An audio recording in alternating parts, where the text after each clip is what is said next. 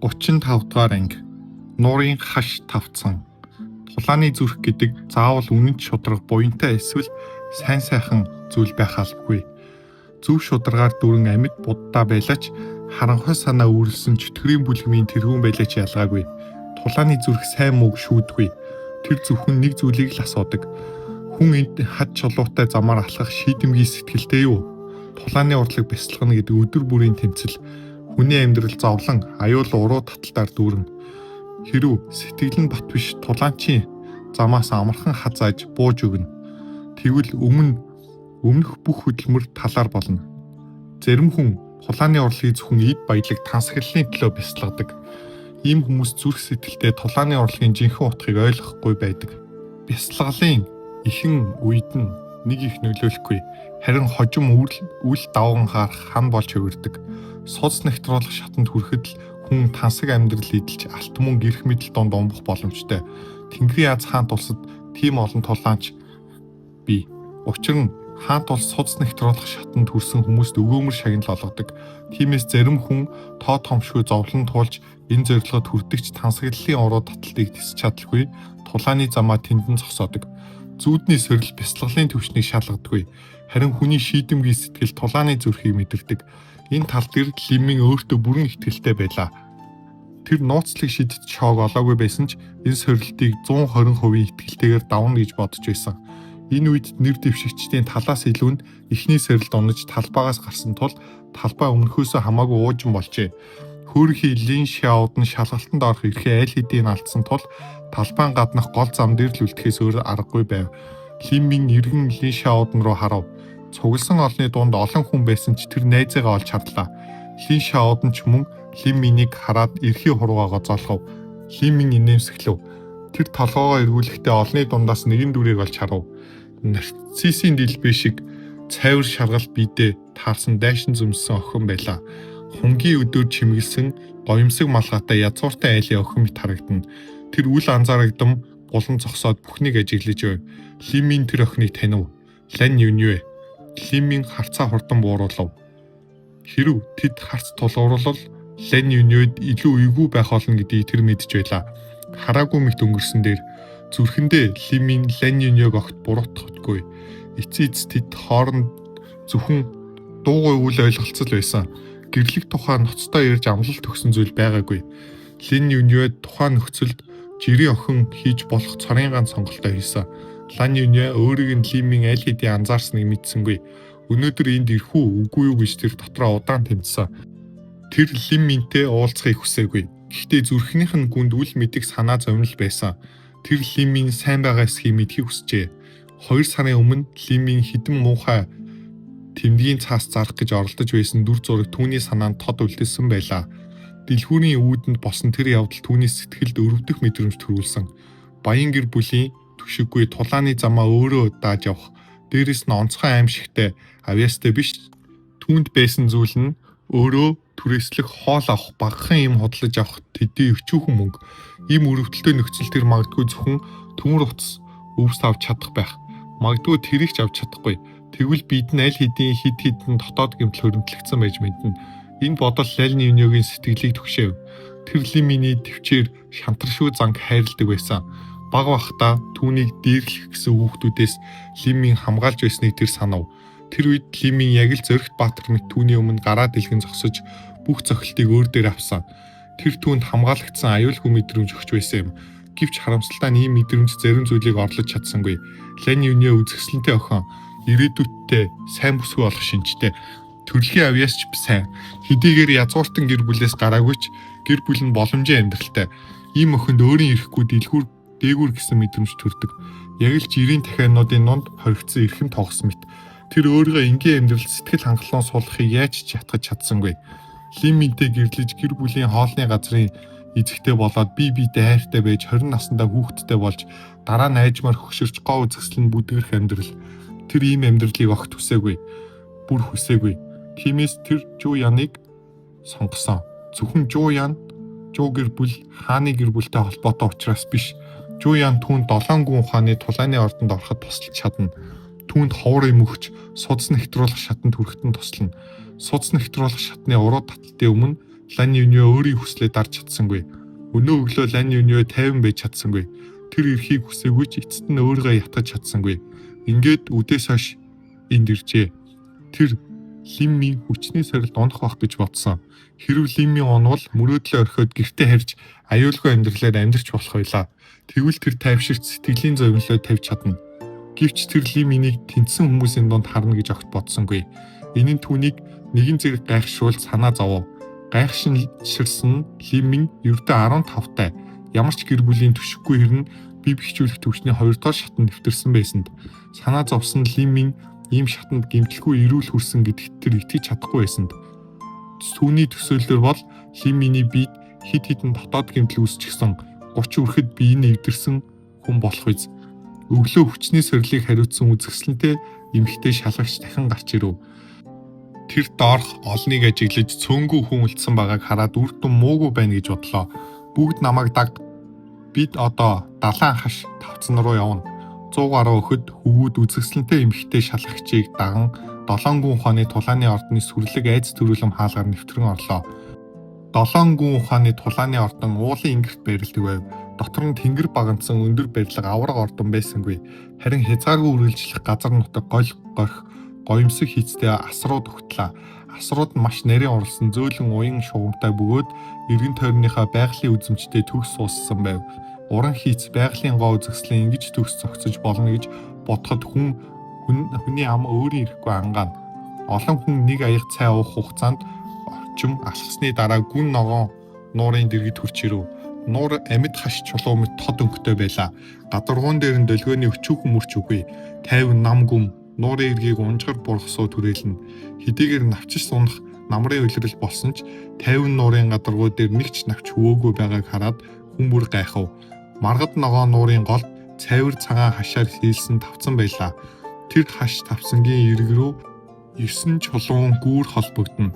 Бүх зүйл яг л домгийн дагинсын ертөнц бодит болсон мэт харагдав.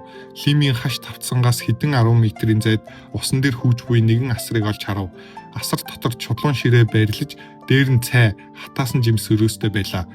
Ширээ тойрон хідэн өвгөн нэг охин сууж тэднийг ихэд сонирхон ажиглаж байв. Тэдний дунд Цэн Шинсуан муу эггүй хоёр байх нь санаандгүй зүйл байлаа. Лиммийн үйл хэлийг эргэлзэв. Тэд яагаад энд байгаа юм бол муу ич Лиммийн өөр рүү нь харж байгааг анзаарч сулхан инээмсэл илгээв. Цэн Шинсуанч бас найрсгаар инээмсэглэж байлаа. Лиммийн ёсоор инээмсэглэл хариу барив. Түүний зүрхэнд нэг таамаг төрлөө. Муу итэн хамт байгаа бусад хүмүүс энгийн хүмүүс биш бололтой.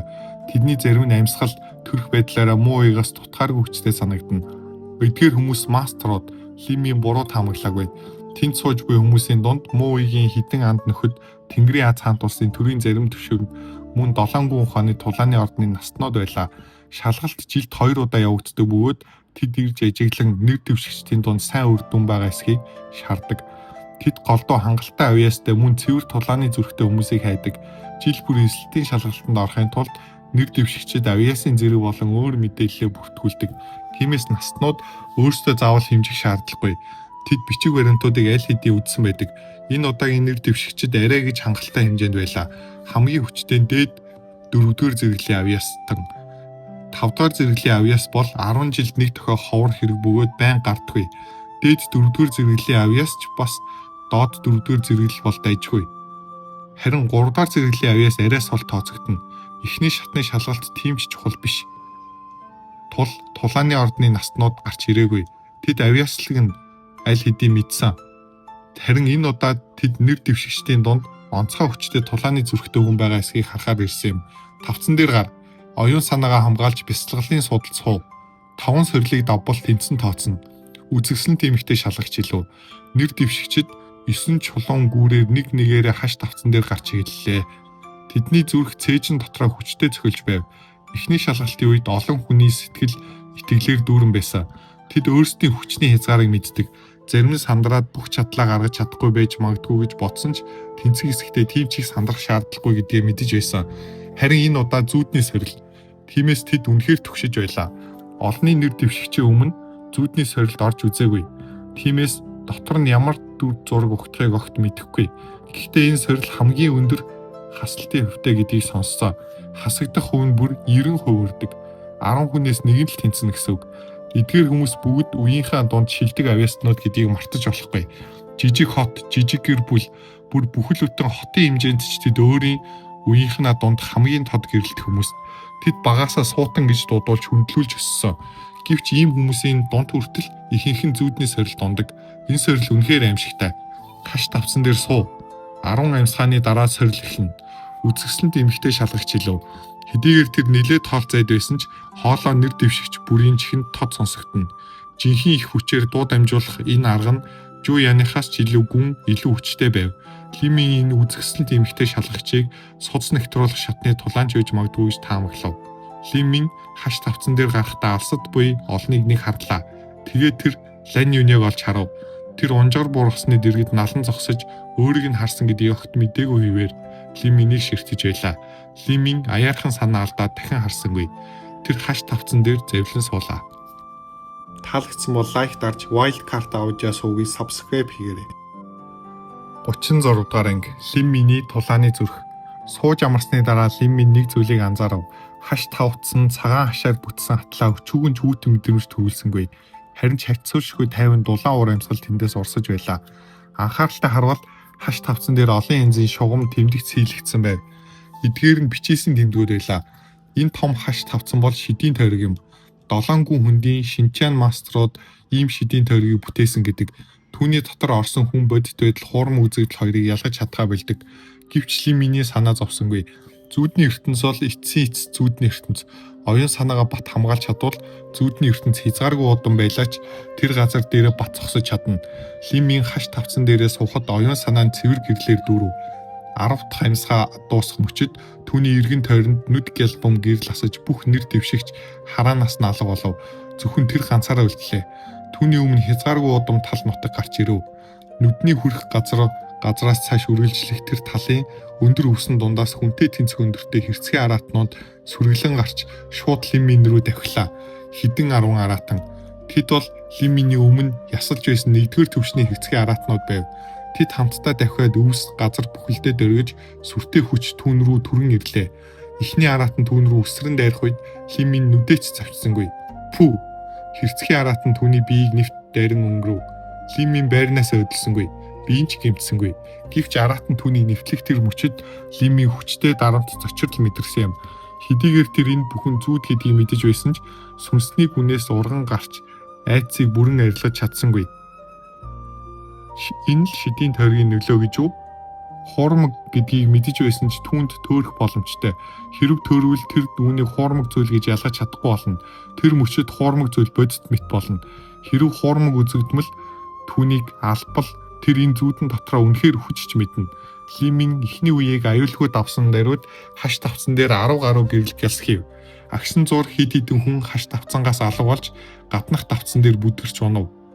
Тэдний царай цонхиж зөвхөн чичирч байлаа. Тэд зүүдэндээ төрчээ. Төөрсөн даруйдаа хэрцгий араатнууд өөрсдийг нь нуурч тасчин залгиж яс хүртэл нь буталж байна гэж төсөөлсөн. Айдас нь улам нэмэгцээр оюун санаа нь хуурч бодит ертөнц тухайн алдсан байв. Усан дээрх асарт суусан 7 гүн ухааны тулааны ордны настнууд удаанаар толгоос хэсрэв. Зүүдний сорилын эхний үеийн зоригийг шалгадаг. Тулааны зам аюулаар дүүрэн. Хэрв хүн түүнтэй нүр тулах зориггүй бол тулааны замаар бясалгахын хэрэг юу байх вүлээ? Муу ий, чи тэр хүү ямар догшин сэтгэлтэйг харж байна уу? Агшин зур давчглаа. Ингэж хэлсэн хүн муу ий Лиминийг таньдаг гэдгийг мэдэж байв. Гэхдээ муу ий Лиминий бичээсийн техникт гаргасан амжилтыг хэлээгүй. Энэ бол Лиминий өөрийнх нь хүсэл байлаа. Муу ий зөвхөн Лиминийг таньдаг түүний өсөлтийг харахаар энэ шалгалтанд ирсэн гэж хэлсэн юм. Үзэгсэлэнтэй эмэгтэй шалгагч ч мөн асар зогсож байлаа. Лимийн хүчний сорилд онцгой үр дүн үзүүлсэн тул тэр түүнийг анхааралд авсан байв. Тэр Лимийн эхэндээ үйл ажиллагааг хөмсгөө зангидсан ч удалгүй бүрэн тайван болсон гэдгийг харжээ. Харин бусад зарим хүн шууд шүдээ зоож царай нь хөвсөн өөрчлөгдөж байв. Тэр зүүдний ертөнцид хэрцгий араатны дайралтанд өртөж дотроо тэмцэж байгаа нэлт хуурмаг үзэгдэл дотор хүн өөртөө хэрэг ихтгэлтэй байна. Төдий чинээ бат байдаг. Эсэргээр муу адил эдгээр нэр дэвшигчид хэрцгий араатнуудтай тэмцэх зоригтойч Лиминий аимшиггүй тулааны зүрх байсангүй. Лимин бол мянган жилийн салхи шуурганд илэгдсэн ч үл хөдлөх хад мэт байлаа. Ямар ч догшин араатан түүн рүү үсэрсэн тэр бат зогсно. Тиймээс хуурмаг үзэгдэл хагарчээ. Чи энэ хүүг зориуд ингэж харах гэжсэн аргагүй юм байна. Түүний тулааны зүрх үнэхээр онцгой. Линсэнтэй дүүцгээсэн байна. Нэгэн үгэн ий хэлв. Муу ий зөвхөн инээмсэглэв. Лимийн эхний давааг давсан түүнд огт гайхмаар санагдсангүй. Цэн Шинсонч дотроо өөртөө харьцуулж байлаа. Лим миний төрөлхийн авьяас өөрөөс нь хавгүй доогорч түүний тулааны зүрх гайхалтай бат бөх. Цэн Шинсон энэ сорилд орж байхдаа эхний үеийг давхад баггүй хугацаа зарцуулж байсан. Харин Лимийн хэдхэн амьсгааны дотор давчглаа. Энэ үед Лимийн хоёр дахь шатанд хүрв. Хоёр дахь сорил түүний өмнөх дүр зураг огцом өөрчлөгдлөө. Лимийн агшин зур алах санаагаар дүүрсэн тулааны талбарт ирэв. Түүний эргэн тойронд дайн тулааны аимшиг дүр зураг дүүрэн байлаа. Тэнгэр өөд овоорсон цогц, эргэн тойронд урсах цусан далай, хугархай жад, бутарсан сэлэм, үүрсэн яс, газар сайгүй хөглөрнө. Гинэт тэр тулааны талбарт дайны ухаа тэнгэрт хадав. Алсад өтгөн хар утаа багширч эхэллээ. Лимийн хоёр талаар хоёр их морин цэрэг гинэт гарч ирэв. Зузаан хуйг өмссөн, жад атгсан дайчид баруун зүүн талаас нь нойртож байлаа. Тэд гинэт гарч ирсэн бөгөөд Лимийн яг тэдний донд хавчуулагдсан байв. Хоёр хүчргийг айрам түүн рүү шууд дайран ирлээ. Тэдний аимшигт дайны ухаа агаарыг алах санаагаар дүүргэв. Гэвч Лимийн хөдөлгсөнгүй. Тэр оюун санаагаа төвлөрүүлв. Эхний хуурмаг үзэгдэл тэр гайхаж сэтгэл нь үл айлэг хөдөлсөн. Харин энэ удаа тэр бэлтгэлтэй байлаа. Оюун санаагаа хамгаалав. Тиймээс хоёр дахь айрам түүний ойртох мөчид үнс мэт сарниг алга болов. Хуурмаг үзэгдэл дахин хагарлаа. Давчих уу? Эсвэл даваагүй юу? Нэгэн настан Лимийн рүү харав. Энэ хүн үнэхээр сонирн байлаа. Түүний царай өчүүхэн ч өөрчлөгдсөнгүй. Хэрв бичээсийн тэмдэгтүүдээс гэрэл цацрахыг хараагүй бол тэр шидийн тойрог эвдэрсэн юм болов уу гэж бодох байв. Энэ хүн энгийн биш. Цааш үргэлжлүүлж чадвал дээд амжилтыг эвдэх юм билүү? Хэрв Линсэний гүйц чадвал сайхан гинтийн бэлэг болно. Зүүдний сорил нийт 5 даваатай. Жирийнхүү эдгээрийг давхад 1 цаг орчим зарцуулдаг. Сүүлийн 10 жилд хамгийн сайн үр дүн үзүүлсэн нь Тэнгэрийн ордны Линсэн. Тэр нэг хүч шатаа хугацаанд сорилыг дуусгасан. Энэ нь 7 гүн ухааны тулааны ордны настнуудыг зочирдуулсан юм. Учир нь Линсэнээс бусд хамгийн хурдан хүн хүртэл хагас цаг зарцуулж байсан юм. Линсэн угаасаа хүсэл шунал багтай хүн. Мөн чанартай тэр хүйтэн цус далуурчинд хамгийн ойр нэг. Ийм хүн тулааны замаар бясалгал үнэхээр аимшигтай гэж хүмүүс ярьдаг. Линсэн үүнийг баталсан. Тэр ердөө 20 настай. Дунд 4-р зэрэглийн авьяастай хатал Тэнгэрийн ордны ахлах шав нарын нэг болж чадсан. Дээд 4-р зэрэглийн олон сууданд түүний тоосонд үлдсэн байв. Одоо магтахад эрт байна. Хизүүн сүүлийн 3 даваа. Нэгэн өвгөн сахлаа илэн хэлв. Линсэний дээд амжилт тийм амар эвдэхдэггүй. Энэ үед хуурмаг ертөнц дотор Лимийн 3 дахь сорилт хүрсэн байлаа. Олон мянган цэрэг сүрлийн дүр зураг алга болов. Тэр тансаг чимгэлсэн майхан дотор иржээ. Хан дээвэр нь хамгийн нарийн торгоор чимэглэгдсэн байв. Мансуурын зөөлөн үнэр бүх зүгт тархана. Ягаан торгон хөшгөний цаана 10 хэдэн үзэсгэлэнт залуу бүсгүй бүжиглэж байлаа. Тэдний хөдөлгөөн уян налархай төрхөн сар цэцэгнээс ч илүү хүч үзэсгэлэнттэй. Тэд инээмсэглэн Лимийн рүү ойртож эхлэв. Агаар бүхэлдээ уруу татам уур амьсгалаар дүүрлээ. Үзэсгэлэнт бүсгүйчүүд Лимийн эргэн тойронд бүчиж зөөлөн хоолоогоор өдөөн дуудав. Тэдний ойр байх тусам мансуурын үнэр улам хүчтэй болж хүний зүрхийг самууруулах мэт. Тэр агшинд Лимийн цээжинд халуун өргөж цусны хурцтай уурсаж эхлэв. Гэвч тэр даруйд энэ халууныг дарж оюун санаагаа дахин хамгааллаа. Гэсэн ч бүшгүүчүүд шууд алга болсонгүй. Тэр гомцсон мэт царай гаргаж уруу татам харцаа шидсээр айжмаар холдон одов. Тэд алга олмогц эргэн тойронд дахин өөрчлөгдлөө. Энэ удаа дулаан дотн унтлахын өрөө гарч ирэв.